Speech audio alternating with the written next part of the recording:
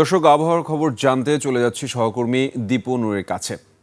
দীপু, আজকের আবহাওয়া নিয়ে আপনার কাছে কি তথ্য আছে আমাদের বিস্তারিত জানান। জি ধন্যবাদ সাব্বির আপনাকে। দর্শক, আজ ৮ জুন ২০২৬।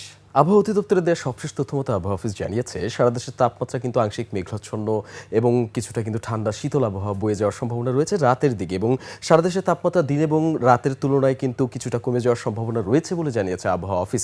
শুরুতেই যদি কয়েকটি জেলার তাপমাত্রার দিকে আমরা লক্ষ্য করি তাহলে দেখতে পাচ্ছি কিন্তু ঢাকাতে রয়েছে ২৮ ডিগ্রি সেলসিয়াস, কক্সবাজারে কিছুটা তুলনামূলক কম রয়েছে, যা আছে দেখতে পাচ্ছি ২৭ ডিগ্রি সেলসিয়াস রয়েছে। এছাড়া ধানবাদে রয়েছে ২৯ ডিগ্রি সেলসিয়াস। এছাড়া আমরা রাজশাহীতে দেখতে পাচ্ছি কিন্তু ৩৫ ডিগ্রি সেলসিয়াস রয়েছে।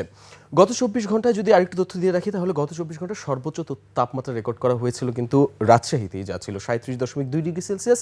বিপরীতে সর্বনিম্ন তাপমাত্রা কিন্তু রেকর্ড করা হয়েছে, যা জানিয়েছে আবহাওয়া অফিস, তা ছিল কয়রাতে, যা ছিল ২৩ ডিগ্রি সেলসিয়াস। এই মুহূর্তে যদি ঢাকা নিয়ে কিছু বলি তাহলে ঢাকায় গত ২৪ ঘন্টায় আশপাশের এলাকায় সর্বোচ্চ তাপমাত্রা রেকর্ড করা হয়েছিল প্রায় ৩৩ ডিগ্রি সেলসিয়াসের মতন, এবং আগামী ২৪ ঘন্টায় ১০ থেকে ১৫ কিলোমিটার বেগে উত্তর থেকে উত্তর পশ্চিম দিক থেকে কিন্তু ১০ থেকে ১৫ কিলোমিটার বেগে বাতাস প্রবাহিত হতে পারেও বলে জানিয়েছে আবহাওয়া অফিস।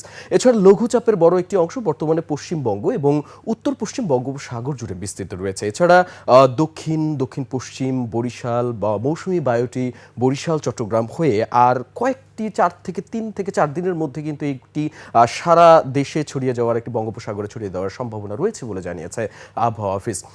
নতুন করে আরও কিছু তথ্য দিয়ে রাখলে গত ২৪ ঘন্টায় সারা দেশের আবহাওয়া নিয়ে আগামী কয়েকদিন কিন্তু কিছুটা বৃষ্টিপাতের সম্ভাবনা রয়েছে, যা কিনা হালকা থেকে মাঝারি। এছাড়া ঢাকা, চট্টগ্রাম, ময়মনসিংহ, খুলনা, বরিশাল, চট্টগ্রামের কিছু কিছু বিভাগে কয়েক জেলায় কিন্তু বজ্রপাত সহ অতি ভারী বর্ষণের পূর্বাভাস দিয়েছে আবহাওয়া অফিস।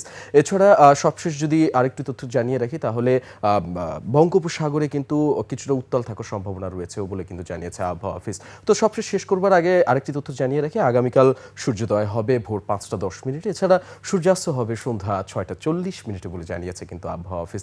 তো এই ছিল সব মিলে আমার কাছে আজকের আবহাওয়া নিয়ে সবশেষ তথ্য। ফিরে যাচ্ছি স্টুডিওতে সাব্বিরের কাছে। সাব্বির। দীপু, আপনাকে অসংখ্য ধন্যবাদ।